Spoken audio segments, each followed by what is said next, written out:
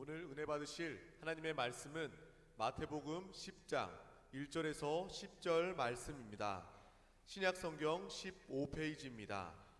다 같이 합독하시겠습니다. 예수께서 그의 12 제자를 부르사 더러운 귀신을 쫓아내며 모든 병과 모든 약한 것을 고치는 권능을 주시니라. 12 사도의 이름은 이러하니 베드로라 하는 시몬을 비롯하여 그의 형제 안드레와 세베대의 아들 야고보와 그의 형제 요한, 빌립과 바돌로메, 도마와 세리, 마태, 알페오의 아들 야고보와 다데오, 가나나인 시온 및 가롯 유다 곧 예수를 판 자라. 예수께서 이 12를 내보내시며 명하여 이르시되 이방인의 길로도 가지 말고 사마리아인의 고을에도 들어가지 말고 오히려 이스라엘 집의 잃어버린 양에게로 가라.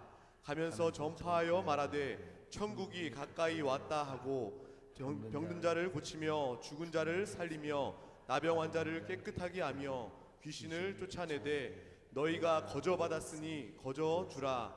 너희 전대에 금이나 은이나 동을 가지지 말고 여행을 위하여 배낭이나 두벌 옷이나 신이나 지팡이를 가지지 말라. 이는 일꾼이 자기의 먹을 것 받는 것이 마땅함이라. 아멘. 오늘 저는 마태복음 10장 말씀을 가지고 12 사도의 임명과 당부하시는 말씀, 이란 제목으로 말씀을 나누겠습니다. 이 9장까지에서 주님은 홀로 주님의 사역을 감당하셨습니다. 이제 10장부터는 주님의 사역의 확장과 발전을 위해서 주님께서 이제 12 제자를 세우는 그런 말씀이 쭉 기록되어 있고, 이제 12 제자를 사도를 세우고 그들에게 당부하시는 그런 몇 가지 말씀들이 10장에 자세히 기록되어 있습니다. 먼저 이제 12 사도를 임명하고 그들을 부르시고 택하시고 그들을 보내시면서 그들에게 권위를 주시고 그들에게 사역을 하라고 명령하십니다. 그것이 1절에 기록되어 있어요. 1절에 보니까 예수께서 그의 12 제자를 부르사 더러운 귀신을 쫓아내며 모든 병과 모든 약한 것들을 고치는 권능을 주시니라, 이렇게 기록되어 있습니다. 바로 특별히 우리 주님께서 12 제자를 부르셨고 그들을 이제 12가 사도라고 그랬죠. 바로 주님께서 선택하셔서 그들을 보냈다. 보냄을 받은 자들이죠. 하나님의 사역, 복음을 위하여, 천국 왕국을 위하여 이제 그들이 보냄을 받게 되는데, 특별히 우리 주님께서는 그들에게 어떠한, 주님이 보냈다는 것은 주님의 권세, 권위를 준다는 거예요. 항상 우리가 대한민국도 여러 나라의, 미국에 아니면 또 이렇게 영국에, 러시아에, 카자흐스탄에도 이 대사를 파송할 때 대한민국 정부, 대통령이 그 대한민국에 어떤 권위를 줍니다. 마찬가지로 우리 주님께서도 12 제자를 택하고 그들을 보낼 때 항상 그들에게 그러한 권위를 주시는데, 특별히 어떠한 권위를 주셨냐면 오늘 말씀해 보니까 더러운 귀신을 쫓아내며, 사실 귀신이란 단어는 원래 영이란 단어입니다. 그러니까 더러운 영이죠. 영. 귀신은 영적인 존재입니다. 더럽다는 뜻은 저주받았다는 뜻이에요. 그래서 사단의 반역에 동참했기 때문에 하나님이 그를 심판하고 저주했다. 그래서 그냥 더러운, 저주받은 영인데, 그래서 여기 보니까 더러운 귀신을 쫓아내며 모든 병과 모든 약한 것을 고치는 권능을 주셨다. 특별히 주님의 사역도 마찬가지고 제자들의 사역도 항상 귀신을 쫓아내는, 또 병을 고치는, 약한 것을 고치는 권능을 주셨다. 이런 일들이 늘 기록되어 있어요. 이것은 하나의 그림입니다. 실제죠. 앞으로 하나님께서는 이 땅에 하나님의 천국을 세우십니다. 하나님의 나라를 이 땅에 이끌고 오십니다. 그 하나님의 천국이 천년 동안 이 땅에 온전히 이루어질 때 그곳에 첫 번째 역사가 사단과 귀신이 결박을 당하고 쫓겨난다는 거예요. 귀신이 쫓겨나가고 모든 병이 다 치유되고 모든 약한 것이 사라지는 우리의 꿈과 소망이 이루어지는 그 시대가 어느 때냐? 바로 주님이 재림하셔서 이 땅에 그분의 왕국을 세울 때다. 그것은 앞으로 일어날 일이고 실제 그 일이 다가옵니다. 우리 사람들도 그러죠. 우리가 좀 더 건강하게 오래 살고 싶다. 늘 그러한 소망들이 사람들 마음에 다 있습니다. 근데 그것이 어느 때 이루어지냐? 바로 그것은 바로 주님이 다시 오실 때 이루어지는데, 바로 주 예수를 믿는 자들은 그것을 이 땅에서 체험할 수 있다는 거예요. 또 하나님께 선택됐고 복음을 위하여 보내심을 받은 자들에게는 이러한 축복과 은사가 함께한다는 거예요. 바로 여러분에게도 이제 작은 사도로서 주님이 여러분을 보내실 때마다 나에게 이런 권위가 있구나. 믿으시길 주님은 축복합니다. 나에게 이런 병을 고치는 권능이 있구나. 약한 것을 회복하는 그런 능력이 있구나. 담대하게 이런 말씀을 붙잡고 여러분들도 담대하게 나사는 예수님으로 저주받은 귀신, 더러운 귀신은 떠나가라. 모든 질병은 치유될지어다. 끊임없이 여러분들이 기도하고 투쟁하고 싸우면 결국 주님의 권능이 우리 가운데 나타날 것이다.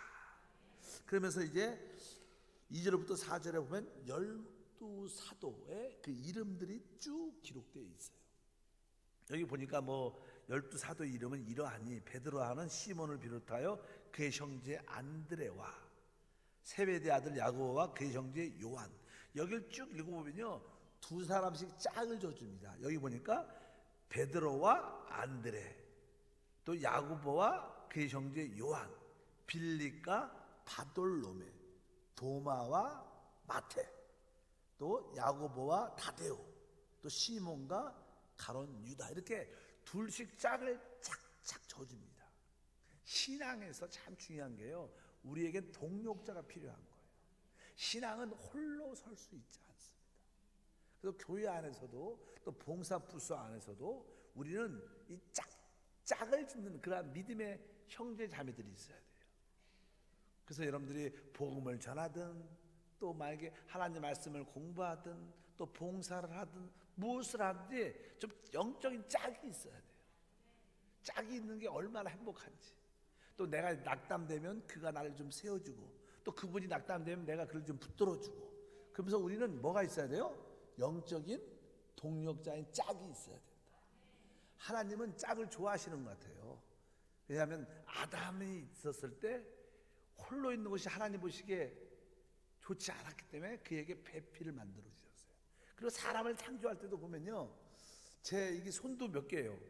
두 손. 눈도 눈이 두 개고, 이렇게 단어가 표현하기, 이 콧구멍도 딱 두 개예요. 하나만 있으면 좀 이상할 것 같아. 그렇지 않겠습니까? 이 입술도 아래 입술, 밑에 입술, 입술도 두 개로 다. 모든 구조가요, 어깨도 그렇고 모든 것이 거의 쌍을 이루고 있어요. 신앙도 그런 모습이 필요해요. 나의 영적인 짝은 누군가, 교회 안에서 같이 봉사하고 같이 기도할 수 있는 그런 짝이 있는 게 얼마나 행복한지. 주님께서는 이런 원칙을 세우셨어요. 복음을 전할 때, 하나님을 위해서 봉사할 때 짝을 짓게 하셨어요. 짝이 있기를 주님은 축복합니다. 없으신 분들은 누군가의 짝이 기쁨으로 대줘야 돼요. 그래서 여러분들이 어렵고 힘든 일이 있을 때 그분이 생각이 나서 기도 부탁해야겠다. 그분과 같이 전도하러 가겠다. 여러분들이 종종 나 그분 우리 지쳐 내가 아는 그 사람 꼭 전도하고 싶은데, 그래도 혼자 가지 말고 누가 하고 바로 그 짝과 같이 가서 기도하자, 같이 전도하자. 그러면 아주 효과가 배가 이상 나타나서 큰 구원의 역사가 함께할 줄 믿습니다. 이것은 하나의 주님의 원칙입니다. 우리 주님께서 이게 짝을 둘씩 착착 져줬어요. 혹시 짝이 없으신 분들은 이번 달 안에 영적인 짝을 한번 만들어서, 그렇다고 남자 여자 좋아하는 짝, 그런 짝 말고 영적인 짝을 만들어서 믿음으로 동력하여 축복합니다. 우리 사역자도 마찬가지고 장로님도 마찬가지예요. 안수 지사님도 전에 이렇게 비유하면 모르겠지만 전에 작년 같은 경우에도 이렇게 우리 아브라함 교회에서 저녁 늦게 종종 이렇게 교회 좀 안 나오시는 분들 신방하는, 이렇게 교구장님과 함께 안수집사님과 함께 신방할 때 거기 우리 남성 안수집사님 한 두 분 정도가 꼭 같이 나와요. 몇 분 같이 가지만 꼭 두 분 이상이 꼭 같이 나오는 거 보면서 참 아름답게 보이는 은혜를 받은 적이 있어요. 어차피 여러분들이 영적인 그런 짝이 있어야 된다.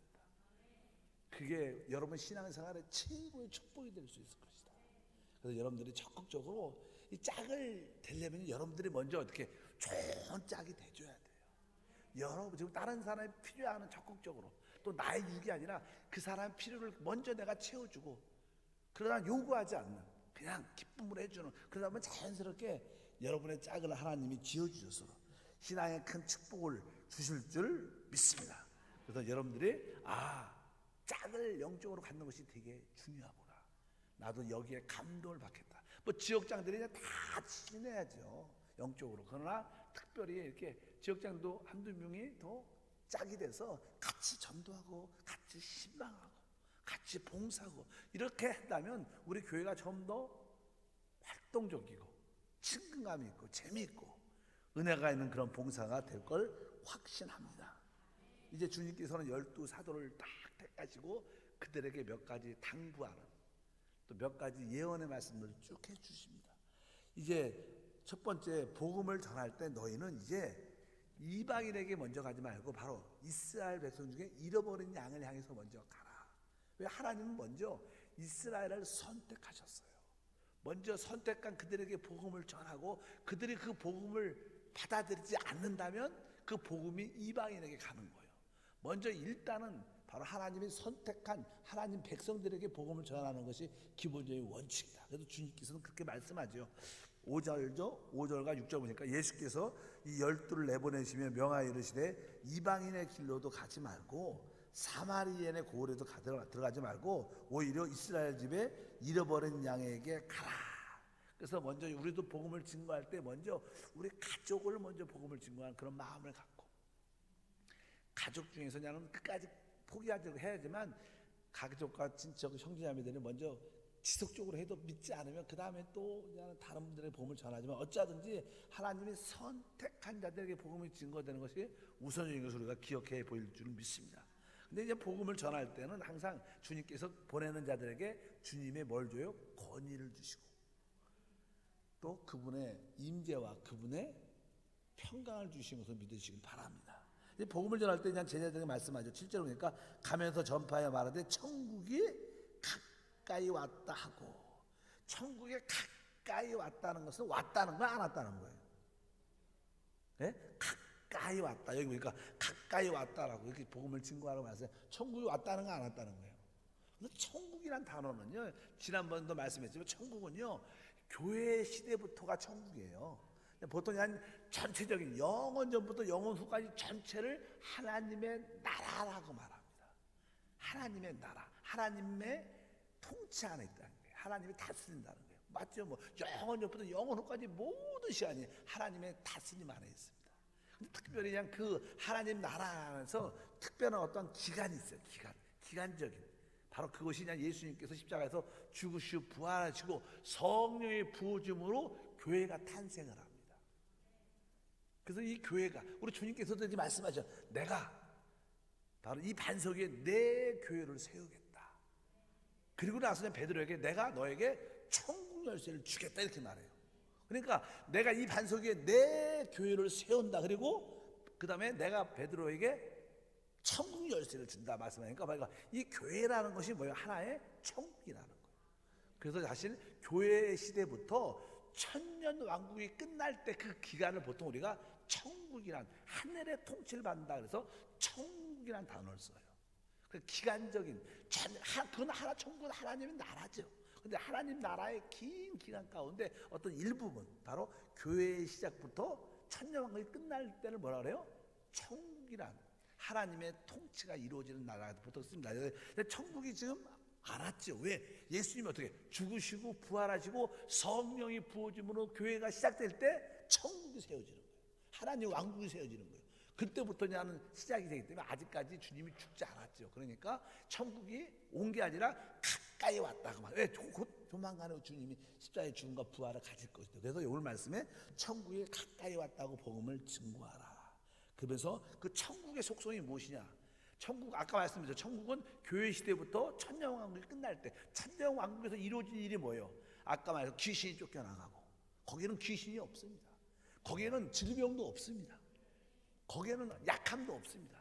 거기에는 완전한 해방과 자유와 최고의 우리 인류, 우리 인간들이 누릴 수 있는 최고의 삶을 살 수 있는, 아마 초대교회가 아니라 아마 하나님께서 에덴 동산에 처음 창설할 때 에덴 동산에 사람도 해함도 없는 그 상태가 다시 복구될 것이다. 회복될 것이다. 그 주님이 와서 이 땅에 그런 나라를 세우실 것을 확신합니다. 그래서 8절 들어보니까 병든 자를 고치며 죽은 자를 살리시며 나병한 자를 깨끗이 하고 귀신을 쫓아내되 너희가 거저봤으니 거저줘라. 이렇게 이 왕국 천국의 그 놀라운 속성들을 강력하게 증거하라. 내가 이것을 바로 맛볼 수 있는 그러한 능력과 은혜를 더해 주겠다. 그러면서 이제 9절과 10절에 말하죠. 너희는 이 천국 복음을 전할 때 전대나 금이나 은이나 동을 가지지 말라. 여행을 위하여 배낭이나 두벌 옷이나 이것은 다른 것이 아니라 바로 우리가 하나님의 복음을 위하여 천국을 위하여 하나님 나라를 위해서 우리가 쓰임 받는다면 하나님이 우리의 삶을 뭐요? 다 책임져 주겠다는 거예요. 그 뭐예요? 그 나라 그 일을 구하라. 그럼 이 모든 것을 너에게 더하시겠다. 너무나 무엇을 입을까 먹을까 마실까 염려하지 말라는 거예요. 너희가 다만 바로 하나님의 나라를 위해서 하나님의 의를 위해서 한다면 내가 이 모든 것을 더해 줄 것이다. 오늘 말씀에도 바로 우리가 복음을 들고 나갈 때마다 그런 거에 일용할 양식에 대해서 두려워하지 말라는 거예요. 이것은 우리 하나님이 우리를 확실하게 책임져줍니다. 그러한 믿음이 우리 가운데 충만할 줄 믿습니다. 그러면서 우리가 이 복음을 들고 나갈 때마다 우리 어떻게 복음을 전하느냐 그런 내용들이 12절과 13절 기록되어 있는데 또 그 집에 들어가면서 평안하기를 빌라. 그 집이 이에 합당하면 너희의 빈 평안이 거기에 임할 것이요 만일 합당하지 아니하면 그 평안이 너희에게 돌아올 것이니라. 실제로 아까 말씀드렸지만 하나님께서 보내는 자들 사도 여러분들도 여러분 안에 성령이 계시고요. 성령의 기름 부으심과 말씀하심에 따라 너 그에게 복음을 전하라. 이런 감동이 있을 때 여러분들이 그 말씀에 순종해서 복음을 전하러 사람을 만나러 집을 방문하고 회사를 방문하고 어차피 여러분들이 간다면 바로 여러분에게는 뭐예요? 주님이 보냈기 때문에 주님의 권위가 있는 거예요. 그뿐만 아니라 주님이 함께 가시니까 여러분에게는 하나님의 임재도 있는 거예요. 그리고 바로 오늘 말씀하는 그 평강도 있는 거예요. 그 여러분들이 항상 복음을 들고 갈 때마다 여러분들은 나에겐 주님의 권위가 있고 주님의 임재가 있고 주님의 평강이 있습니다. 이런 확신을 가져야 돼요. 한번 따라합니다. 나에게 주님의 권위와 주님의 임재와 주님의 평안이 있습니다. 여러분들은 이것을 가지고 남들에게 찾아가는 거예요. 그런 확신이 있어야 돼요. 내가 그들에게 찾아갈 때마다 맞아, 나는 내가 혼자 가는 게 아니라 나는 주님의 권위를 가지고 간다. 난 주님의 나와 함께 하신 하나님 임재를 가지고 간다. 나는 그들에게 하나님의 평강을 나누어 주려다. 그런 담대함을 가지고 증거한다면 그 믿음대로 하나님 역사 은혜가 우리 가운데 충만할 줄 믿습니다. 그리고 여러분들이 그들에게 축복을 한다면 그들도 역시 그 임재와 축복과 평강을 누리게 될 겁니다.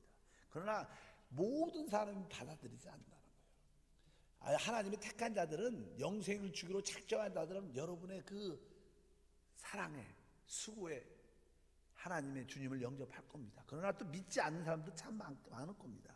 근데 복음을 전할 때 참 안 믿는 사람도 있다는 것에 대해서 여러분들 이해를 하셔야 돼요. 그래서 여러분들이 능력이 약해서 내가 기도가 부족해서 이 사람들이 안 믿나 보다 이렇게 너무 신경 쓸 필요 없어요.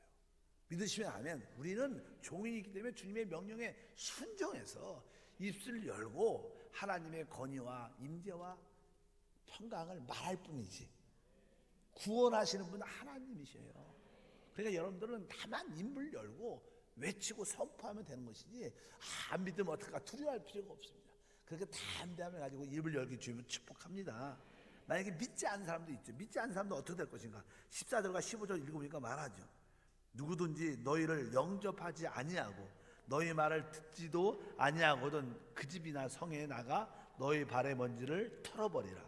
내가 진실로 너에게 이르노니 심판 날에 소돔과 고모라의 땅이 그 성보다 견디기 쉬우니라. 그러니까 하나님 우리에게 주신 최고의 복음 기쁜 이 소식을 받아들이지 않는 사람들은요 주님이 다시 오실 때 소돔과 고모라가 받는 심판보다 더 큰 심판을 받을 거라는 거예요.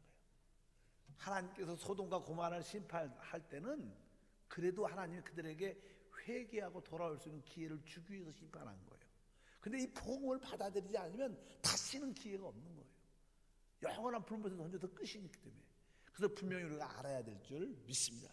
그래서 여러분들이 두려워하지 말고 하나님의 택한 사람 믿게 될 것이고 또 믿지 않는 사람들은 결국 우리의 잘못된 모습이 아니라, 우리가 복음을 잘못된 것이 아니라 그들이 받아들이지 않은 것을 믿으시고 자유하기를 축복합니다. 그래서 이렇게 말씀을 여기에 하고 있습니다. 근데 우리가 복음을 증거할 때 예수님은 제자들에게 말합니다. 틀림없이 너희가 이 천국 복음을 갖고 갈 때 핍박이 있다는 것을 우리에게 강하게 강조하십니다.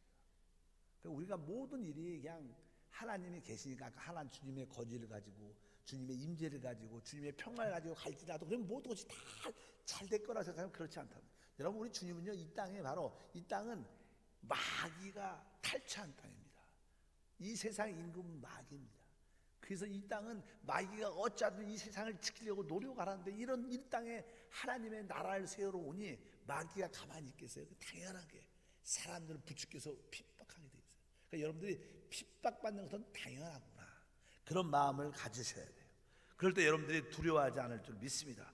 그래서 우리 주님께서는 제자들에게, 사도들에게 지혜롭게 말씀합니다. 이게 16절에 보니까 이렇게 써 있어요. 보라, 내가 너희를 보냄이 양을 이리 가운데로 보낸가 같도다. 그러므로 너희는 뱀같이 지혜롭고 비둘기같이 순결하라. 주님께서 이 사도들을 보내는데 마음이 짠한 거예요. 바로 이 사도들은, 바로 여러분들은 양이요. 이 세상에 있는 많은 자들을 뭐예요? 이리 같다는 거예요. 내가 바로 양을 이리 보내는 것 같다. 그러나 너희가 뱀처럼 지혜롭고 또 비둘기처럼 순결하라, 이렇게 말씀해요. 원래 뱀이라는 게 별로 좋은 이미지를 갖고 있지 않습니다. 뱀은요, 아주 이렇게 아주 교활하다라는 그런 단어를 쓰죠. 뭐 좋은 단어는 아니지만 그러나 다른 말로 지혜가 있고요, 아주 사람을 이렇게 미혹하고 환경을 이렇게 상황을 아주 잘 판단할 수 있는 능력이 있습니다. 아, 뱀은 내가 이 사람한테는 이렇게 말하면 이 사람이 넘어갈 거야. 어떤 상황과 분별력이 있다는 거, 지혜죠, 어떤 지혜. 그러니까 사실 우리는요, 이 마귀, 특별히 이리한테 해를 당하지 않아야 돼요. 믿으시면 아멘. 괜히 복음을 전할 때 아주 악하고 사랑하는 사람 만나갖고 욕먹고 막 그런 사람하고 굳이 뭐예요? 언쟁할 필요 없고 논쟁할 필요 없는 거예요. 지혜롭게 딱 여러분들이 복음을 증거할 때, 이 사람은 아닌 것 같아 오늘은. 그러면 지혜롭게 웃으면서, 다음에 또 한번 뵙겠습니다. 나와야지. 이 사람이 조금 뭐 이렇게 좀 화를 내고 원성 내니까 여러분들도 그냥 열이 받아서 막 언쟁하고 논쟁을 하게 되면 나중에 상처받고 있고 힘들 때가 있어요. 그러니까 이리들은 어차피 우리를 해하려고 하는 마음이 있어요. 그래서 여러분들이 지혜롭게 뱀처럼 분별력을 가지고 지혜로 빠져나와야 돼요. 여러분들이 뱀처럼 지혜롭게 축복합니다. 근데 뱀은 뭐가 있어요?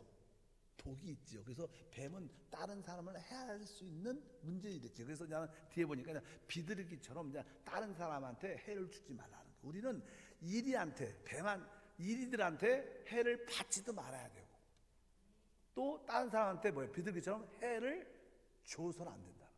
그래서 비둘기처럼 순결해야 된다. 이런 뜻을 갖고, 이 말씀이 썩 좋은 말씀은 아니죠. 뱀처럼 지혜라는 말은 바로 지혜롭게 이리에게 해를 당하는 어리석은 하지 말고 지혜롭게 해를 받지 않도록 나와야 되고, 또 한편적으로 우리는 비둘기처럼 남들한테 해를, 복음을 줄 수 있으니까, 또 상처를 줄 수 있으니까 해를 주지 않을 수 있도록 순결해서 복음을 전하는 자가 돼야 된다. 이렇게 오늘 설명을 쭉 합니다. 그리고 나서 나는 좀 17절에 보면 좀 더 강하게 말하죠. 사람들을 상가라. 상가라는 뜻은 조심하라는 겁니다. 사람들을 조심하라. 그들이 너희를 공회에 넘겨주겠고 그들을 회당에서 채찍질 한다. 이런 말씀이 이렇게. 사실 여기에 공회, 회당 한번 따라할까요? 공회와 회당. 공회라는 것은요, 이스라엘의 최고의 어떤 결정 기관입니다. 특별히 어떤 하나님의 율법을 잘 지키나 지키지 않느냐 그런 것을 판단해서 징계도 하고 판단도 하는 그런 기관이라는 말씀드릴 수 있어요. 판단하는 기관이고, 여기면 우리가 회당은 뭐예요? 하나님의 구약의 말씀을 가르치는 곳입니다. 근데 오늘 말씀에 보니까 공회에 넘겨주고 어디에? 회당에서 채찍질한다. 이게 무슨 뜻입니까? 우리 주님께서 지금 제자들을 보낼 때 그 종교적인 유대인들, 유대 종교를 뭐라고 표현하는 거예요? 바로 그들에 대해서 바로 회당과 오늘 말씀이니까 공회라는 그런 표현을 쓰는 거예요. 그러니까 그냥 어떻게 보면 원래 우리가 보통 유대 종교라고 얘기를 많이 하죠. 그 당시 참 하나님의 아들은 예수 그리스도시에요. 그들이 구약에 예언된 분이 예수 그리스도십니다. 그분이 하나님으로 이 땅에 오셨어요. 근데 그 당시 유대 종교가 있었어요. 그들은 하나님의 아들을 기다려서 막상 왔는데 하나님의 아들을 깨닫지도 못하고 믿지도 않고 받아들이지 않고 영접하지도 않았어요. 그러면서 그들은 하는 말은 우리는 하나님을 잘 믿는다는 거예요. 유대 종교는 그래요. 또 우리가 알다시피 사도 바울도 어떻습니까? 나름대로 바리새인 중에 바리새인, 가마리엘의 최고의 제자 중에 한 사람이었어요. 그가 뭐예요? 예수 믿는 사람을 핍박하고 결박하고 아주 또 죽이는 데까지 동참하는 그런 사건이 있어요. 나름대로 그 바울조차도 사울이었을 때 하나님을 잘 믿는다고 생각을 했지만 사실은 그는 하나님을 반대했던 사람. 그들은 하나님을 믿고 두려워하는 마음도 있었지만 하나님의 역사, 하나님의 경륜을 이해하지 못했어요. 결국 그것은 종교가 되고 결국 하나님을 반대하게 돼요. 신앙이라는 것은 영적인 거라 예민한 겁니다. 많은 사람들이 교회를 다니지만, 많은 목사가 있고 많은 장로가 재직이 있지만 나름대로 열심히 믿는다고 생각합니다. 나는 하나님을 위해서 말을 해. 나 하나님을 사랑해. 나는 하나님을 두려워할 자. 그러나 많은 사람들이 이렇게 바울 같은 그런 상태, 여기에 있는 공회와 유대의 어떠한 회당에 있는 그런 사람처럼 참된 우리 제자들을 핍박하고 반대하는 자들이 있다. 이런 것을 여러분들이 구별할 수 있어야 돼요. 뭐 교회, 그래서 저도 한때는 이런 갈등이 있었어요. 저분도 예수 믿는 사람인데 저렇게 왜 반대할까? 그러면 이게 뭐가 잘못된 것이 아닌가? 이렇게 생각을 할 수 있지만, 그러나 우리가 분별력을 갖고 지혜롭게 해야 될 줄 믿습니다. 우리가 진짜 참 하나님의 아들에 대한 말씀과 믿음과 은혜를 알지 못한다면 우리도 종교적인, 여기 있는 것처럼 뭐예요? 공회나 회당에 속한 사람이 돼서 참된 자들을 핍박하고 반대하는 자가 될 수 있다는 것을 여러분들 기억을 하셔야 됩니다. 그래서 나는 계시록 같은 데 보면요, 아주 주님께서 아주 강하게 말씀하시는 표현들이 몇 번 기록되어 있어요. 계시록 2장 9절에 보면 이렇게 표현해요. 내가 내 환난과 궁핍을 알거니와 실상은 내가 부유한 자니라. 자칭 유대인이라 하는 자들의 비방도 너희가 알거니와 실상은 유대인이 아니요 사단의 회당이다. 회당, 하나님 말씀을 가르치는 바리새인 서기관들이 있는 곳인데 주님은 그들에 대해서 뭐라 그래요? 사단의 회당이라. 그 배후에, 그 종교 배후에, 여러분 종교라는 것은 그리스도 없이 하나님을 섬기는 거예요. 여러분 안에 내주하는 그리스도를 느껴야 돼요. 오늘 문자도 그런 내용이에요. 우리는 내주하는 그리스도에 대한 인식이 있어야 돼요. 항상 그 인식을 따라 생각하고 그 인식을 따라 행동해야 돼요. 여러분이 순간순간 우리 안에 살아계신 하나님의 아들을 느끼지 못하고 봉사한다면 다 거의 종교죠, 종교. 그건 내가 하는 겁니다. 예수 없이 하나님을 섬기는 거예요. 우리 찬양조차도 내 안에 계신 그리스도와 함께 찬양하지 않는다면 그것은 그냥 내가 하는 겁니다. 내가 하는 건 종교입니다. 우리는 그리스도와 하는 것이고 그리스도를 통해서 하는 거예요. 그것이 하나님을 섬기는 거예요. 참된 믿음은 뭡니까?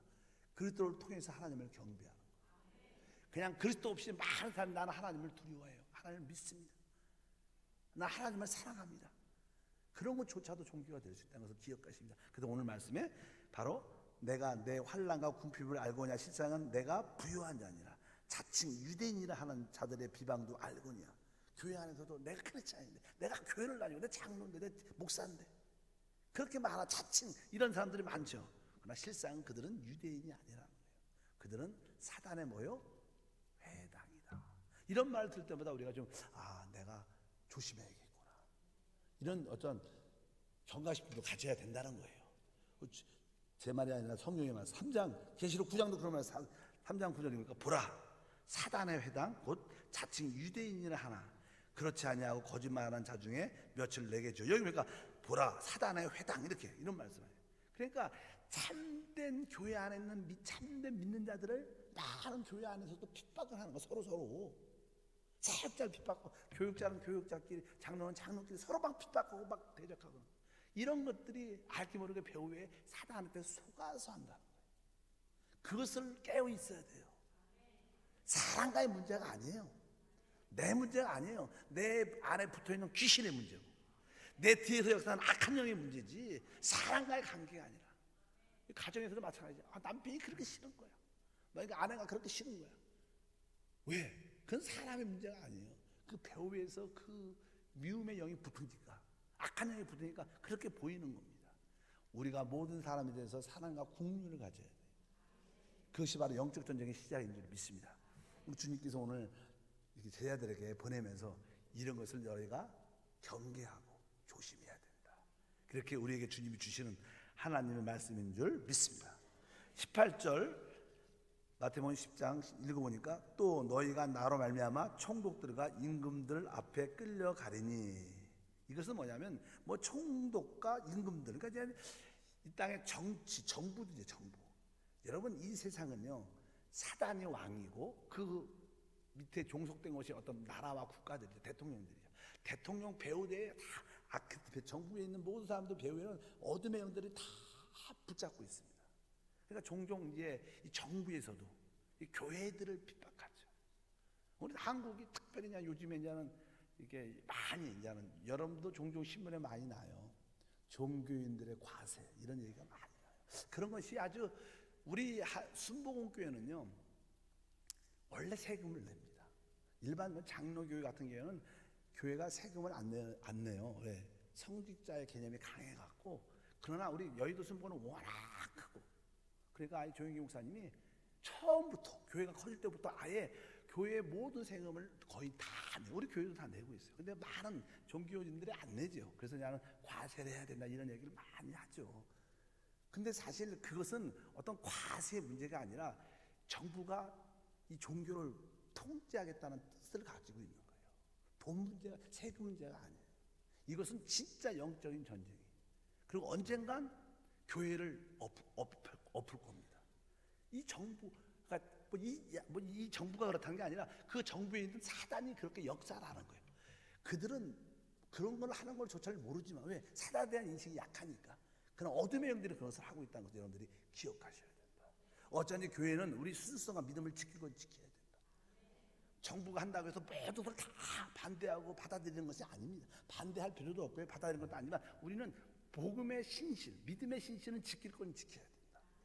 그러니까 한세가 아니라 한국 교회가 깨어있지 않으니까 자꾸만 정부로부터 그런 어떤 핍박과 반대와 또 교회를, 사역을, 선교를 방해하려는 그런 역사가 있지 않은가. 하나님의 어떤 징계도 있겠지만 우리가 깨어있는 마음의 자세도 가질 필요가 있다. 여기 보니까 총독들과 임금들 앞에 끌려간다는 것은 이 정부에서 핍박을 한다는 거예요. 실제로 우리 한국은 덜하지만 다른 나라들, 많은 나라들이 정부에서 예수를 믿지 못하게, 교회를 세우지 못하게 이런 역사가 많이 실제로 있을 것이다. 이런 이야기를 여기도 말씀합니다. 그뿐만 아니라 얼마큼 반대가 있냐면 21절에 보면 이런 말씀이 또 기록되어 있죠. 장차 형제가 형제를, 아버지가 자식을 죽이는데 내주며 자식들이 부모를 대적하여 죽게 하리라. 이런 말씀이죠. 아주 무서운 말씀이 기록되어 있죠. 왜? 이것은요, 복음을 전파한다는 것은요, 이것은 사단과의 싸움이에요. 가족끼리도 이렇게 화목하다가도 예수를 내가 잘 믿고 그러면 이상하게 부모들이 반대하고 또 형제들이 반대를 해요. 그런 체험을 다 갖고 있어요. 이것이 또 사람의 문제가 아닙니다. 바로 악한 영의 역사구나. 그것을 여러분들이 인식하고 더 깨어서 기도하고 악한 영을 묻고 온전한 구원이 일어나기를 주님으로 축복합니다. 오늘 말씀에 그렇게 해서 바로 가족들이, 친척들이 더 우리를 반대하고 죽인 데까지 일들이 있을 수 있다는 것을 주님께서 우리에게 보내주신 줄 믿습니다. 그래서 종종은 참된 신실한 자들은요, 정말로 가장 사랑하는 사람들, 가족까지도 관계가 끊어지는 안 좋은 관계까지 갈 수 있는 그런 경험을 많이 가져요. 그래서 어떤 분들은 그 남편 때문에 이혼, 왜 교회 부인이 다닌다고 난 절대, 그럼 난 이혼하겠다, 이혼하는 사람도 있어요. 그렇게 사랑하는 관계인데도 그 교회 문제인데, 교회 문제가 아니라 아마 절 간다 하면 이혼 안 할 겁니다. 다른 거 믿는다면 절대로 이혼 안 해요. 여러분 쭉 얘기 들어봐요. 불교를 다닌다고, 절 다닌다고 이혼하겠다 이런 뭐 얘기 들어봤어? 한 번도 안 들어봤어. 다른 종교 다닌다고 이혼하겠다 한 번도. 예수 믿는다고 하면 그러니까 이혼하고. 그건 뭐예요? 예수 빼놓고는 다 같은 종류예요. 어둠의 영들이니까. 그래서 우리가 깨달아야 될 줄 믿습니다. 그래서 우리가 그런 핍박과 어려움도 있구나. 그래서 우리가 그것을 인식해야 될 것이다. 22절에 보니까 또 너희가 내 이름을 말미암아 모든 사람에게 미움을 받을 것이나 끝까지 견디하는 구원을 얻을 것이다. 그래서 우리가 복음을 전하는 것이 조금 힘들고 어려움과 핍박과 반대가 있을 것을 여러분들 받아들여야 돼요. 저는 개인적으로 이제는 제가 이렇게 맷집이 좋다고 표현하면 안 되고 제가 교회를 시작할 때 교회에 대한 인식을 이런 말씀을 많이 이렇게 읽고 묵상했기 때문에 교회는 원래 문제가 있는 곳이야. 이런 생각을 원래 갖고 시작하니까 교회를 이렇게 이끌다가 성도들과 교제가 봉사다가 부딪힘 있고 어려워지면 목사님 힘들겠어요 이렇게 말을 하지만 원래 예상은 하고 있었으니까 별로 힘들지 않아. 그런 분 원래 있는 거야. 교회는 원래 그런 분들이 있는 거야. 이렇게 마음을 갖고 해야 돼. 여러분들이 너무 하나님 믿어서 잘 될 거라 생각하면 안 됩니다. 우리가 잘 되기도 하지만 핍박과 반대 어려움도 지나간다. 그냥 그런 걸 두려워하지 말고 내가 잘못 믿는가 또 의심하지 말고 내가 제대로 가고 있다. 혹시 여러분이 핍박을 받고 고난과 어려움이 있다면 여러분 실제로 더 제대로 가는 겁니다. 여러분들이 좀 대충 하는데도 일이 잘 된다. 그러면 여러분들은 아마 잘못된 길로 가는 거의 거의 맞아. 여러분들이 올바로 길을 간다면 핍박과 반대 어려움은 있게 됩니다. 그러니까 두려워하지 마시고 주님께서 설명해 주잖아요. 바로 오늘 여러분들이 이런 말씀으로 위로받기를 주님을 축복합니다. 그러나 끝까지 견디는 자는 구원을 받을 것이다. 24절과 25절도 한번 읽어볼까요? 제자가 그 선생보다 또는 종이 그 상전보다 높지 못하나니 이게 무슨 뜻입니까? 이 뜻은요 제자가 선생보다 높지 않죠. 종이 상전보다 높지 못해. 이 뜻은 뭐냐면 제자들아 내가 너희를 지금 보내고 있지만 너희가 핍박을 많이 받을 것이다. 그러나 너희가 아무리 많이 받아도 나보다 많이 못 받을 거야. 그러니까 이 땅에서 최고로 핍박한 사람은 누구라는 거예요? 예수님이라는 거예요. 우리가 아무리 핍박과 반대가 있어도 예수님만큼 핍박과 반대를 받지 않는다는 거예요.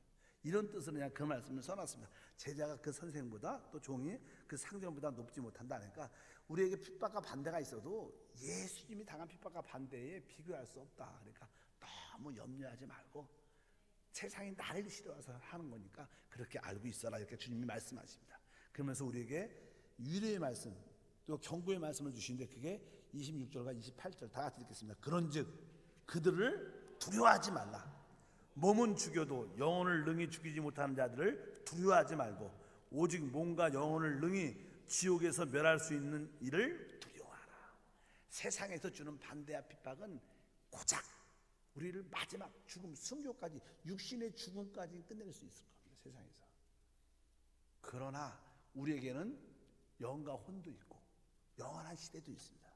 세상에는 우리를 육신까지 죽이지만 만약에 우리가 이런 것을 두려워해서 그들을 따른다면 하나님은 우리 영혼을 지옥, 개나의 지옥에 던져서 고통을 줄 수 있다는 거예요. 그러니까 우리는 하나님은 우리의 몸뿐만 아니라 영혼도 다스리시는 심판하시는 그분을 두려워해야 되는 거예요. 세상에서 주는 핍박 반대는 고작 육신의 고통과 죽음뿐이라는 거예요. 그런 영원한 죽음과 영원한 심판을 주시는 그 하나님을 두려워할 수 있는 영의 하나님을 두려워하라. 여러분들이 그런 담대한 믿음이 있으면 어떤 핍박과 반대 와도 두려워하지 않고 담대하게 복음을 전할 수 있는 놀라운 역사가 함께할 줄 믿습니다. 다시 한번 읽어볼까요? 그런즉 그들을 두려워하지 말라. 몸은 죽여도 영혼을 능히 죽이지 못하는 자들 두려워하지 말고 오직 몸과 영혼을 능히 지옥에서 멸할 수 있는 이를 두려워하라.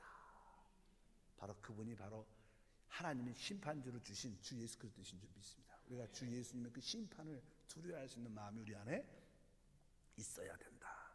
그리고 핍박과 반대가 있을지라도 우리는 끝까지 주님을 부인하지 말고 시인해야 된다. 그런 뜻으로 이제는 32절과 33절에 누구든지 사람 앞에서 나를 시인하면 나도 하늘에 계신 내 아버지 앞에서 그를 시인할 것이요 누구든지 사람 앞에서 나를 부인하면 나도 하늘에 계신 내 아버지 앞에서 그를 부인할 것이다. 그러니까 우리가 이 땅에서 핍박과 반대 정부로부터 또 어떤 종교자로부터 어려움을 당할 때 끝까지 주의 이름을 붙잡고 말씀을 붙잡고 우리가 흔들리지 말고 그래도 나는 주님을 사랑합니다. 바로 주 예수가 나의 하나님이에요. 나의 구주시며 나의 모든 것이 되신다는 담대함.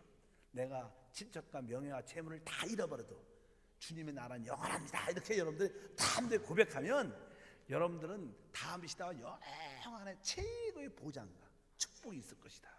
그러나 이 땅에서 잠깐 주님을 부인하면 주님 다음 시대 영원한 시대에 우리는 소망이 없다는 거예요. 이 주님의 경고를 우리가 받을 필요가 있다. 이렇게 주님의 제자들에게 말씀하신 줄 믿습니다. 34절 읽어보니까 내가 세상에 화평을 주러 온 줄 생각하지 말라. 화평이 아니요 검을 주러 왔노라. 복음은요 아주 기쁜 소식이기도 합니다. 그러나 복음은 하나의 또 칼, 무기가 돼요. 왜냐하면 아까 말씀드렸던 왜 이런 말씀을 여기 주님이 말씀하시냐면 이 온 땅은 누가 갈취하고 있어요? 사단이 붙잡고 있는 거예요. 근데 우리는 복음을 통해서 이 땅에 사단의 땅에 뭘 짓는 거예요? 하나님의 나라를 뒤로 세우는 거예요. 여러분들이 하나님 복음을 전할 때 하나님 나라가 하나씩 세워지는 거예요. 사람을 얻을 때마다 하나님 나라가 하나씩 세워지는 거예요. 근데 이 땅은 누구 땅인데? 마귀 땅이에요. 그럼 마귀가 가만히 있겠어요? 가만히 안 있죠. 그러니까 사람들을 선동해서 자꾸만 문제를 일으키는 거예요. 그러니까 우리 주님께서 바로 내가 화평을 주러 온 것이 아니라 검을 주러 왔다. 싸움이 있을 것이다. 반대가 있을 것이다. 그렇게 우리에게 깨달고 이런 것을 당부하는 말씀으로 두려워하지 말라는 말씀을 우리에게 주시는 줄 믿습니다. 하나님의 나라와 마귀의 왕국은 같이 공존하지 못해요. 싸울 수밖에 없습니다. 결국 하나님 나라가 이기게 돼 있어요.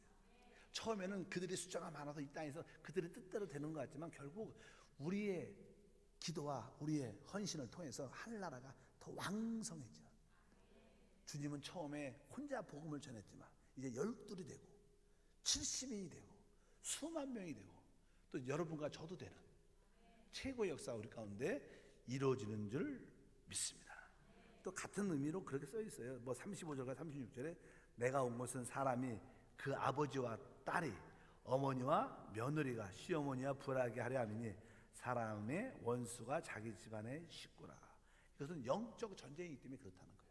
사람과의 문제가 아니라 그 배후의 귀신들이 자꾸만 자극을 해서 자꾸만 시기와 질투와 논쟁하게 하는. 자꾸만 이렇게 서로 교회들도 이렇게 부흥이 되려면요 자꾸만 사람끼리 붙어요. 제가 아는 교회는요 장로님들이 이제 그 목사님이 안 계셔요.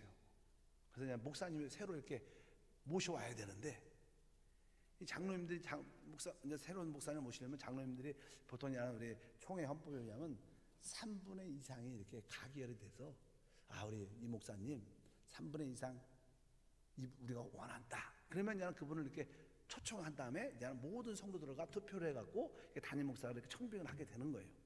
근데 그 기본 숫자가 몇 프로예요? 3분의 2 이상이 돼야 돼요. 근데 장로님들이 사이가 별로 안 좋아갖고 딱 숫자가 50%딱 나눠졌어. 그래갖고 여기서 누가 데리고 와도 이분 때문에 안 되고 여기서 데리고 오면 이분 때문에 아직까지 목사님이 안 계셔. 자꾸만 그 배후의 분쟁과 시기와 질투를 만드는 거예요. 그게 교회를 위한다고 다 말을 합니다. 그러나 그것은 아닙니다. 그 배후의 어둠의 영을 인식해야 돼요. 자꾸만 사랑과의 관계로 문제를 풀면 안 돼요. 믿으시면 아멘. 우리의 씨름은 혈과 육을 상대하는 게 아니에요. 하늘에 있는 악한 영들을 배후에 있는 어둠의 영들을 대적하고 사랑과의 문제가 아니구나. 우리 같이 기도합시다. 우리 사역자 권사님 기도합시다. 이 교회 배후에서 역사 악한 영들을 대적하고 조금 묶읍시다.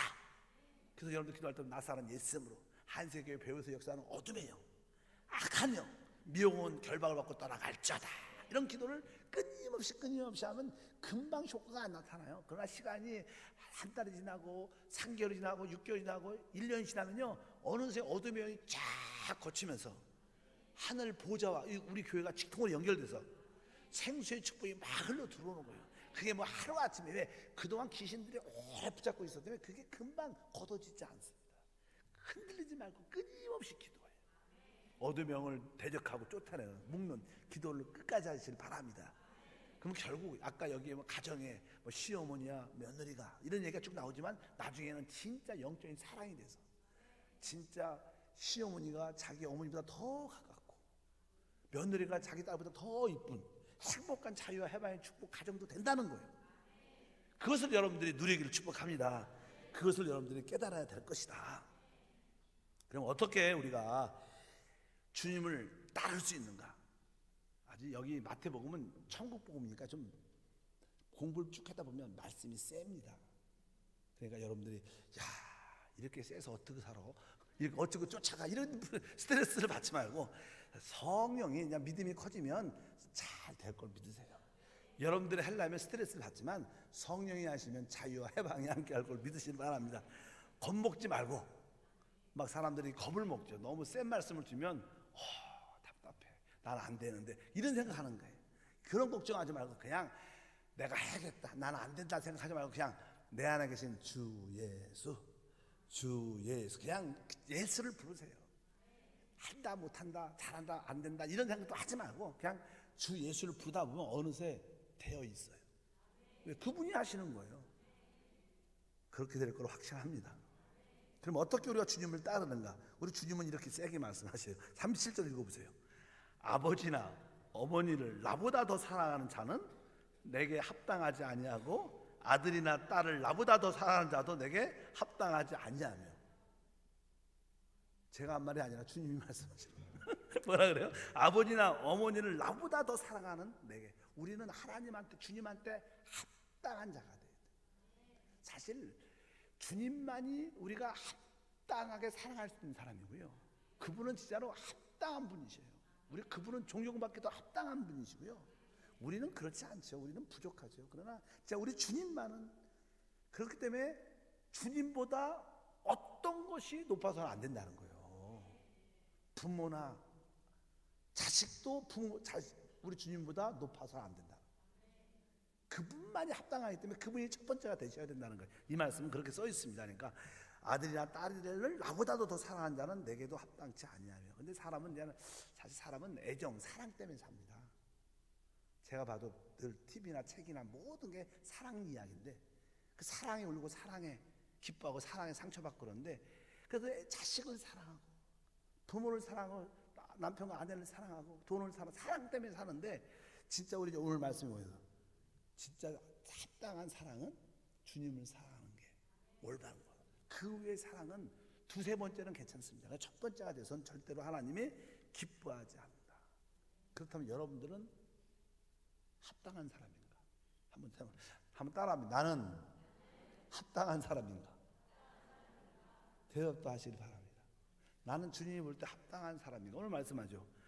어머니나 나보다 더 사랑하는 자는 내게 합당하지 않고 아들이나 딸을 나보다 더 사랑하는 자도 내게 합당하지 않다. 또 38절은 또 더 세게 말씀해요. 읽어보니까 또 자기 십자가를 지고 나를 따르지 않는 자도 내게 합당하지 않다. 그러니까 우리 주님에 대한 사랑은 절대적인 거예요. 어떤 거와도 바꿀 수 있지 않은 거예요. 그러니까 여러분들이 주님에 대한 사랑과는 타협하면 안 됩니다. 여러분들이 주님을 첫 번째로 최고로 여러분들이 할 때 여러분들은 하나님 볼 때 여러분들은 진짜 합당한 사람이에요. 뭐 여러분들이 합당하면 하나님이 다 책임져 주시겠죠. 그 합당한 사람은 하나님은 여러분과 우리가 이런 합당한 사람 되는 게 쉽지 않아요. 근데도 하나님은 우리에게 요구하셔. 그런 모습을 보고 싶어 하셔. 근데 여러분들이 진짜 그런 모습을 주님한테 보이면요, 그 다음부터는 프리패스예요, 사실은요. 근데 거기까지 잘 못 가요. 혹시 내가 주님만을 책으로 하다가 안 주시면, 이런 의심도 많아 사람들이. 걱정이. 그러니까 그냥 합당하다 거기가 못 가는 거예요. 혹시 내가 이렇게 다 했는데 오리를 했는데 하나님이 안 주시면, 그러나 여러분들이 진짜 주님을 사랑하면, 그래 내가 죽으면 죽겠어, 이렇게 하고 여러분들이 하신다면, 합당하면 하나님의 역사는 여러분을 통해서 함께 할 줄 믿습니다. 그래서 38절에 자기 십자가를 져야 된다는 거예요. 자기 십자가를 진다. 그래서 여러분들이 이 자기 십자가가 쉽지 않다는 것만, 제가 요즘에 이제는 신앙에서 뭐 죄를 버리고 또 이제 여러분들 세상을 사랑하는 마음도 버리고 그런 얘기를 많이 하다가 이제 마지막 단계 하나가 그냥 자기에서 나오는, 자기를 버리는 거. 사람은요 자기를 가장 사랑해요. 그래서 자기가 아픈 건 견디지 못해. 남들 많이 아파도요, 내 손톱에 가시 하나 들어간 게 남들 암보다 훨씬 더 고통스러워. 남들 아픈 건 별로 관심이 없지만 내가 아픈 것이, 내 마음이 조금 상처받고 아프고 힘든 건 너무 고통스러워. 자기를 벗어나는 게 쉽지 않아. 근데 거기서만 벗어나면요 자유와 축복과 은혜가 있는데, 그 길은 뭐예요? 십자가밖에 없죠. 여러분 십자가로 확실하게 끝나기를 축복합니다. 안 죽으니까 하나님이 확실히 집어넣죠. 하나님 스스로 죽으면 좋은데 안 죽으니까 하나님이 그냥 환경을 통해서 사람을 통해서 확실히 바닥을 치셔요. 뭐 저는 내가 몇 번 가봐서 압니다. 그래서 몇 번 가보니까 거기 그 자리가 좋은 자리가 아니야. 그래서 야 나는 앞으로 이 자아에 대해서 난 관심 갖지 말아야겠다. 이런 생각을 많이 해본 기억이 많아요. 하나님은 한 번쯤은 여러분들 그 과정을 통과할 것입니다. 요즘에 마음이 많이 아픈 사람들은 하나님이 이걸 훈련시키는 거예요. 자기 십자가를 지는 훈련을 하나님 시키는 길인 것을 기억하시기 바랍니다. 39절 읽겠습니다. 시간이 많이 갔죠. 39절 다 시작. 자기 목숨을 얻는 자는 잃을 것이요 나를 위하여 자기 목숨을 잃는 자는 얻으리라. 왜냐하면 목숨이라는 단어는 혼이죠. 자기 목숨을 얻는 자는 잃을 것이요. 그러니까 우리는 이 땅에서 우리의 기쁨을 위해서 살아요. 사람은 기쁨 때문에 살죠. 근데 여러분들이 복음을 전하고 기도하고 하나님 교회를 위해서 순복하는 것들은 여러분들에게는 기쁨이 아니에요. 보통 일반적으로 복음을 전하는 게 기쁨이 아닙니다. 기도를 1시간, 2시간 막 해내는 게 기쁨이 아니에요. 고통이죠, 우리한테. 그리고 내가 십자가를 지는 게 나한테 뭐예요? 고통이에요. 그래서 이제는 이런 어려운 것을 내가 안 한다는 거예요. 근데 안 하면 나는 나중에 다음 시대, 영원 시대에 나는 대신 반대로 고통을 당할 거예요. 그러니까 여러분들 기쁨으로 그래 나는 내 기쁨보다는 내가 십자가를 지겠어. 복음을 전하겠어. 내 교회에 순복하겠어. 내 다른 사람을 섬기겠어. 이렇게 마음에 그 쉽지 않지만 그것을 고통을 당한다고. 그러면 여러분 다음 시대에 진짜 기쁨을 누리게 된다. 이게 그 말씀입니다. 이 말씀이 자기 목숨을 얻는 자는 얻는 자 잃을 것이요 나를 위하여 자기 목숨을 잃는 자는 얻을 것이다. 그래서 이 땅에서 그냥 주님과 관계없이 마음껏 세상적인 기쁨을 마음껏 누린 사람은 다음 시대에 아직 그만 누린 만큼 고통이 힘들 거예요. 그러나 이 땅에 살면서 나는 장막 같은 인생 주님을 위해서 살겠어. 그리고 복음을 위해서 하늘 나라를 위해서 다른 사람을 살리기 위해서 힘들게 이렇게 사람을 살리고 어려운 길을 가는 사람들은 다음 시대는 참된 혼을 얻는 목숨을 얻는 자유와 기쁨과 해방과 누림이 있을 것이다. 심은 대로 건다는 그런 뜻이 있습니다. 그래서 우리가 이런 말씀을 좀 새겨 드릴 필요가 있다. 그러니까 여러분들이 복음을 위해서 수고하는 것은요 절대로 사라지지 않습니다. 그래서 주님께서 바로 복음을 전할 때 그런 말씀을 하죠. 우리 40절 읽어보니까 너희를 영접하는 자는 나를 영접하는 것이요 나를 영접하는 자는 다 나를 보내신 이를 영접하는 것이다. 그러니까 우리가 복음을 전할 때 바로 우리는 그 복음을 전한 그 사람 말을 믿는 게 아니라 바로 그분 뒤에 있는 하나님을 받아들이는 것인 것을 기억해야 될 줄 믿습니다. 그러면서 41절에 선지자의 이름으로 선지자를 영접하는 자는 선지자의 상을 받을 것이요 의인의 이름으로 의인을 영접하는 자는 의인의 상을 받을 것이다. 뭐 선지자는 뭡니까? 하나님 말씀을 말해내는 자, 하나님을 대변하는 자입니다. 이런 자들, 그것은 뭐예요? 하나님 말씀을 하니까 여러분들이 하나님 말씀을 믿는다는 거예요. 그러면 여러분 하나님 말씀을 믿은 만큼 하나님께서 그 상을 주시겠다는 거예요. 하나님 말씀을 믿기를 축복합니다. 그 다음에 의인은 뭡니까? 바로 하나님 나라를 추구하고 하나님의 의를 위하여 핍박받고 반대받는 사람들 많아요. 그러니까 천국을 위해서 하늘 나라를 위해서 사는 이런 사람들에게는 하나님의 의인의 상을 준다는 거예요. 그러니까 여러분들이 항상 선지자의 그 하시는 그 말씀을 믿으셔야 돼요. 하나님 나라를 위하여 여러분들이 의를 핍박을 받겠다는 의로운 마음이 있어야 돼요. 그래 내가 복음을 위해서 하늘 나라를 위해서 교회를 위해서 내가 한번 반대도 꿇지 않고 하겠다. 그럼 하나님께서 그만큼 상을 주신다. 그래서 마지막으로 42절 읽겠습니다. 시작. 또 누구든지 제자의 이름으로 이 작은 자 중에 하나에게 냉수 한 컵이라도 주는 자는 내가 진실로 너에게 이르노니 그 사람이 결단코 상을 잃지 아니할 것이다. 그래서 여러분들이 이 땅에서 복음을 위해서 작은 것이라도 기쁨으로 심었다면 그것은 진짜 30배, 60배, 100배, 1000배, 10,000배 복을 하나님 갚아주신다. 거기에는 진짜 축복이 있다는 거예요. 그러니까 여러분들이 진짜 복음을 위하여 하나님 나라를 위하여 사람을 살리고 간심하고 회복하는 관심이 있기를 축복합니다. 여러분 그러면 하나님께서 결코 여러분의 그 선신을 기억하시고 상을 마음껏 주실 것이다. 이렇게 우리 주님은 이 제자들을 택하시고 그들을 이제 보내죠. 복음을 위하여 천국 복음을 하나님 왕국을 나라를 이 땅에 세우도록 그들을 보낼 때 이렇게 당부의 말씀 이런 핍박도 있고 이런 반대가 있고 이런 것이 있으니까 그런 걸 두려워하지 말고 끝까지 하라는 거야. 결코 너희가 믿음으로 내 이름을 심배했던 것을 작은 소자 작은 자에게 물 한 컵 준 것도 내가 다 기억하다. 나를 위하여 복음을 위하여 교회를 위하여 물 한 컵 드린 것도 내가 다 기억한다. 여러분들이 진짜로 이 땅에 한세교를 섬기면서 복음을 위하여 주님을 위하여 선교를 위하여 영혼을 얻기 위해서 진짜 드린 것이 있다면 그것이 뭐 내가 좀 잘 보이려고 뭐 이렇게 나의 의를 나타내서 그런 것들은 주님 중심을 다하는 그런 건 하나도 없어요. 그러나 진짜 순수하게 하나님께 사심 없이 하나님께 드렸다면 하나님은 다 기억하실 것입니다. 네, 그분은 살아계신 우리 좋으신 하나님이신 줄 믿습니다. 거룩하신 하나님 감사합니다. 이제 주님은 오랫동안 혼자 사역을 감당하시다가 이제 하나님 나라의 확장과 또 발전을 위하여 12 사도를 세우시고 또 우리도 세우신 줄 믿습니다. 주님이 제자를 보내신 것처럼 우리도 보내심을 믿습니다.